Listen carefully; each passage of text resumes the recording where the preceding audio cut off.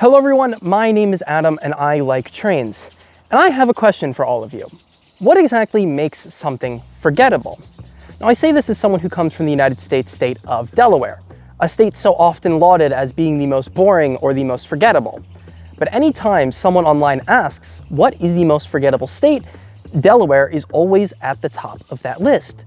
So is it really all that forgettable then? I think what makes something forgettable is it just being unremarkable, having no special features. Think about it. You remember something for being bad as much as you remember it for being good. If I were to ask you, what's the worst movie you ever saw?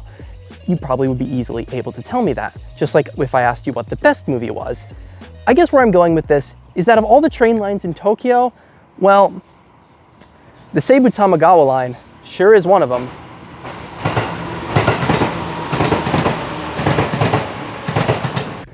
Now, if you've ever been to Tokyo, you've probably never heard of the Seibu Tamagawa Line. And in all honesty, I don't blame you. This 8-kilometer-long, 6-station line connects the cities of Musashino, Kogane, and Fuchu here in Tokyo's western Tama area. And as a result, it is one of the least used lines in all of the metropolis.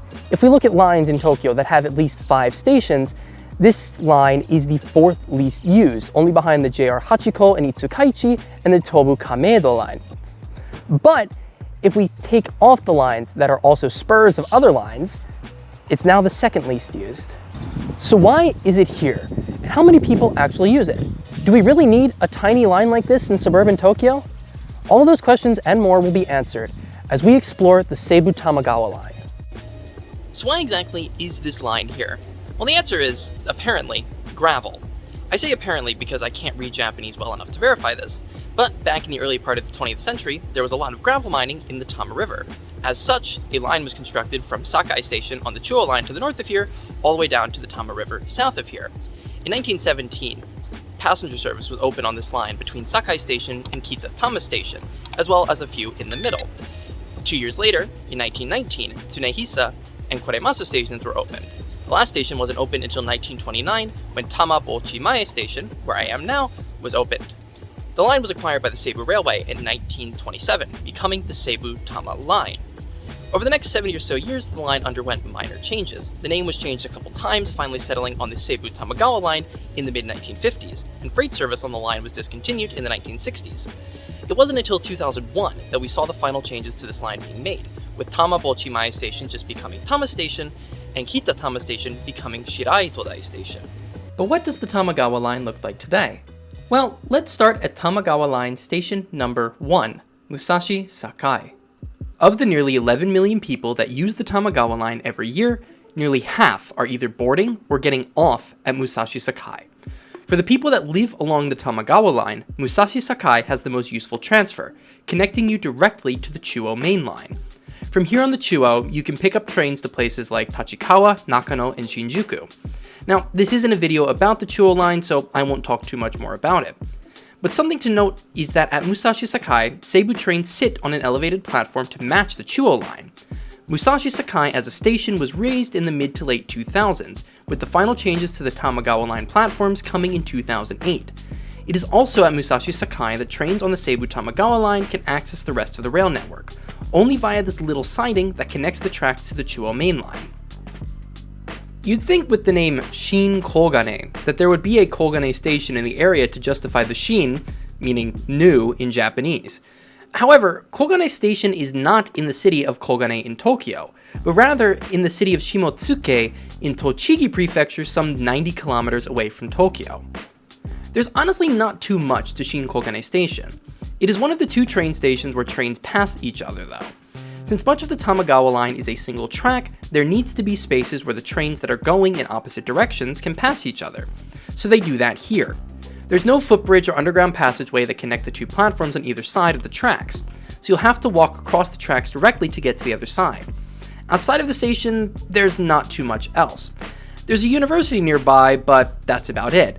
The area is overwhelmingly residential. There's not even a convenience store nearby. But I guess with the 4,000 or so daily passengers, it just makes sense that there's not too much here. Tama Station, or Tokyo Gai Daimai as it is also known, sits between 2 things. First, the massive Tama Cemetery. This cemetery is the largest in Tokyo, covering over a square kilometer of land, and is home to many grave sites of many famous Tokyoites of years gone by. On the other side is the Tokyo University of Foreign Studies, or Tokyo Gaikokugo Daigaku. This university is the oldest in Japan that is dedicated to foreign studies, and it moved to this location in the city of Fuchu in 2000. Tama is the second most used station on the Tamagawa Line, with about 14,000 daily passengers in 2023. The station building is also the newest, undergoing massive renovations between 2019 and 2020, bringing much of the station building over top of the railway itself. Next is Shiratoai Station, the other station on the Tamagawa Line where trains pass each other. But while Shinkane has 2 platforms, Shiratoai only has 1. Fascinating, I know. At Shiratoai Station, you can find the depot for the Tamagawa Line, as well as a supposed transfer to the Keio Line. Now, the closest station to Shiratoai on the Keio Line is a station called Musashino-dai, which is a little over 600 meters away from the entrance of Shiratoai Station. That's a 6 to 8 minute walk, or to put it into perspective, it's the same distance between Shiratoai and Musashino-dai as it is from Shinjuku to Yoyogi Station, if you know what you're doing. Kyotejo Mai, or In Front of Boat Race Station, serves the Tamagawa boat race venue. This is the least used station on the Tamagawa Line, or at least it was back in 2023. I'd assume with the pandemic-era restrictions mostly coming to an end in 2023, the calendar of boat racing events might have gone back to semi-normal. So maybe more people will be using Kyotejo Mai Station now than they were 2 years ago. There's also a nice long covered walkway that connects the station building to the entrance of the boat race stadium, which is quite nice in the hot summer sun. As for the station itself, there is, weirdly, space for a second set of tracks to operate at the station, but that space is just empty, and the second platform goes wholly unused. It seems though that the second platform was used up until 2005, when renovations took place due to the low passenger numbers, and the second platform stopped being used altogether. However, what you get instead are these neat little indicators of the train's direction of the next train that is going to show at the station. Finally, we come to Koreasa, the most southerly and westerly station on the Tamagawa Line. We're not too far from the Tamagawa River here, nor the backside of the Tokyo horse racing course. Seeing as we are close to the city center of Fuchu, the area around Koreasa is a little more built up than some other parts of the Tamagawa Line runs through. If you walk about a kilometer south over the Tama River, you can make a connection to the Nambu Line. Or if you walk north and walk around the horse racing venue, you can come to one of my favorite stations on the Keio Line, Fuchu Keiba Seimon Mae. Koreasa Station, though, isn't very complex. There's only 1 platform here, as this is where the trains terminate, but there are 2 extra sets of tracks that trains seem to be able to park on. And there's not a whole lot to the Tamagawa Line, as you can see. You're connecting one part of suburban Tokyo to another, and running only through suburban parts as well. If you're here at Shiratoai Station, for example, you are 2.7 kilometers away from Fuchu Station to the west, and 3.5 kilometers away from Chofu Station to the east. Because a lot of Tokyo's urban development is centered around these larger stations, there's not a whole lot that's built along the Tamagawa Line. Maybe that then is why this line is so unremarkable to me. These stations aren't the worst. This line isn't the shortest, nor is it the least used. There's nothing completely remarkable about it. And when you have over 650 train stations in Tokyo, these 6 don't do a whole lot to stand out. So where exactly do we go from here? Well, funnily enough, the Tamagawa Line might be the testing ground for some brand new technology. Back in January of 2023, Seibu introduced something called CBTC, Communications-Based Train Control, on the Tamagawa Line for testing. I'm not an engineer, nor do I claim to be, but the way I understand the system is that the trains use radio waves to communicate with a semi-autonomous or fully autonomous signaling system, allowing for more efficient railway operations. This system has been done all over the world in places like London, Beijing, Paris, and Sao Paulo. Seibu plans on doing a lot more testing on CBTC throughout the rest of the 2020s, with the plan of introducing it on all of their lines by the mid-2030s.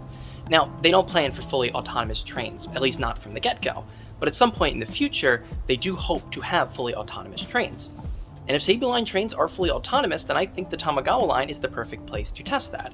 With just having 1 track on this entire line, you reduce the risk of head-on collisions down to 0 if the system works as intended, which I think could definitely be worth it. And who knows, maybe if you do have autonomous trains on this little line, more and more people will want to ride it to see what the system is like. Perhaps then, something so ordinary would become extraordinary. That's all for today. Thank you for watching. Take care, and goodbye.